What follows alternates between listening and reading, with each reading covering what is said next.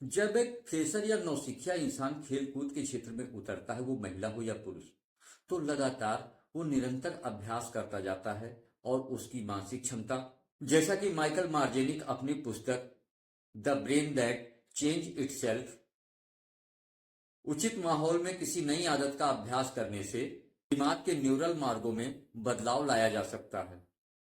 Britain university के neuro scientist एलिनार Maguire को यह जानकर बड़ा आश्चर्य हुआ कि जो जानवर अपना खाना छुपा के रखते हैं, जैसे गिलहरी, चिड़िया आदि, उनके मस्तिष्क का हिप्पोकैम्पस का भाग काफी बड़ा होता है। ये हिप्पोकैम्पस वो मस्तिष्क का भाग है जो अपने अंदर लॉन्ग टर्म मेमोरी और नेविगेशन और खासकर लोकल नेविगेशन के लिए बहुत महत्वपूर्ण माना जाता है। मित्रों, मैं राघवेंद्र पांडे आप सभी का आज के इस कार्यक्रम में स्वागत करता हूं और आप सभी से विनम्र निवेदन है कि अगर पहली बार इस चैनल पर आए हैं तो चैनल को सब्सक्राइब कर लीजिए ताकि आगे आने वाली सभी वीडियो आपको सबसे पहले मिले, और इस वीडियो को लाइक और शेयर जरूर करें। आइए मित्रों, बगैर देर की हुई चर्चा को आगे बढ़ाते हैं। मित्रों, पहले विज्ञान मानता था कि जो मस्तिष्क का पैटर्न है वो स्थायी है और उसमें किसी प्रकार का बदलाव ला पाना संभव नहीं है।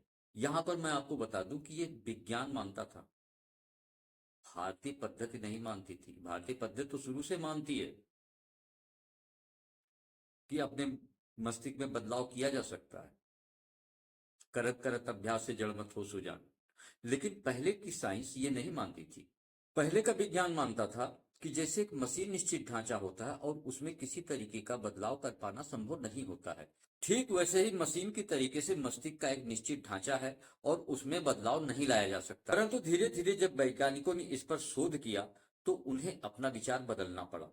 वैज्ञानिकों ने माना कि रोजाना के रहन सहन, जीवन शैली और निरंतर अभ्यास से दिमाग निरंतर सामंजस्य बैठाने और सीखने का प्रयास करता है। न्यूरोप्लास्टिसिटी के कारण दिमाग में यह क्षमता होती है कि वो नित्य नई चीजें सीखता रहता है और परिस्थितियों के अनुसार अपने आप को ढालता रहता है और सदैव सीखते हुए कुछ न कुछ आत्मसात करता रहता है। जब एक फ्रेशर या नौसिखिया इंसान खेल कूद के क्षेत्र में उतरता है, वो महिला हो या पुरुष, तो लगातार वो निरंतर अभ्यास करता जाता है और उसकी मानसिक क्षमता, ताकत, गति, परिवर्तन और संतुलन, इन सब में निरंतर सुधार होता रहता है। उसकी क्षमता में निरंतर सुधार होता रहता है। ऐसे लोगों का दमखम, मानसिक क्षमता और आत्मानुशासन धीरे धीरे बढ़ता जाता है, जो शरीर में सेल के स्तर पर और दिमाग में न्यूरल स्तर पर बहुत बड़ा बदलाव ले आता है। जैसा कि माइकल मार्जेनिक अपनी पुस्तक the brain that change itself में जिक्र करते हैं, उचित माहौल में किसी नई आदत का अभ्यास करने से दिमाग के न्यूरल मार्गों में बदलाव लाया जा सकता है। हाँ, यहाँ पर ध्यान देने वाली बात यह है कि ये जो विचार प्रत्युत्पित कर रहे हैं आप अपने मस्तिष्क में, वो किस तरीके के हैं, उनका बीज किस तरीके का है। नकारात्मक विचार हैं या सकारात्मक विचार हैं। अगर सकारात्मक विचार हैं तो आपके जीवन को ऊर्ध्वमुखी ले जाएंगे, तरक्की पर ले जाएंगे। लेकिन अगर नकारात्मक विचार लगातार आप करते हैं तो उसका न्यूरल पैटर्न मस्तिष्क में बनता जाता है और फिर धीरे धीरे वही चीजें डिप्रेशन, अवसाद, इन सब चीजों का स्थान ले लेती हैं और एक रोग का घर बनता चला जाता है शरीर।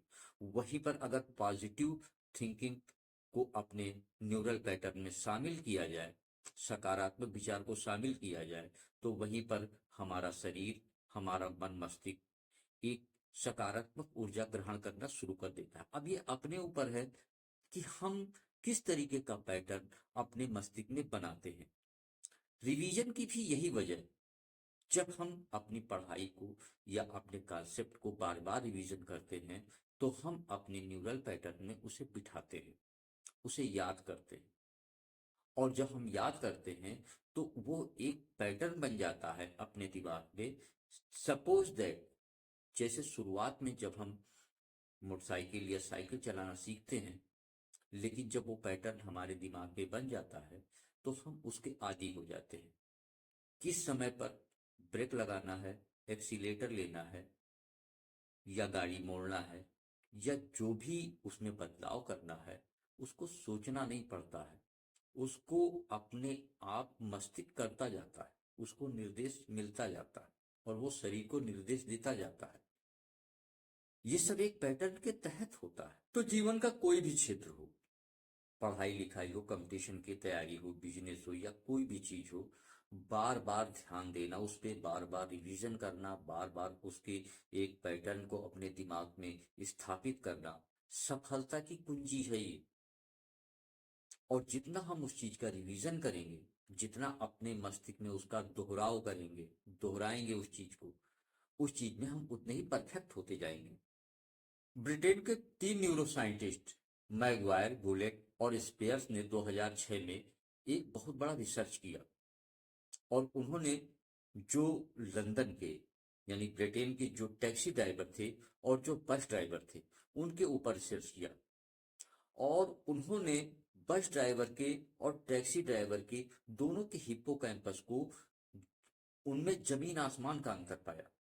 उन्होंने पाया कि टैक्सी ड्राइवर के हिप्पोकैम्पस, मस्तिष्क के हिप्पोकैम्पस बस ड्राइवरों के मस्तिष्क के हिप्पोकैम्पस से काफी बड़े हैं।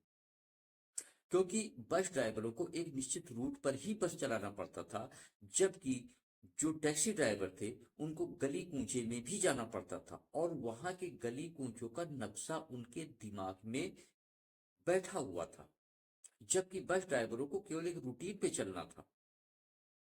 ये एक बहुत बड़ी रिसर्च थी और इससे ये साबित होता है कि हम जो भी चीजें बार बार दोहराते हैं, बार बार रिपीट करते हैं और उनको अपने मस्तिष्क में बिठाने का प्रयास करते हैं, हमारे मस्तिष्क की जो न्यूरोप्लास्टिसिटी की एक क्षमता है उसके आधार पे वो मस्तिष्क में हमारे बैठते जाते हैं और वो न्यूरल पैटर्न, नए नए न्यूरल पैटर्न बनते जाते हैं और हमारी मस्तिष्क की क्षमता, हमारे ज्ञान की क्षमता में बढ़ोतरी होती जाती है।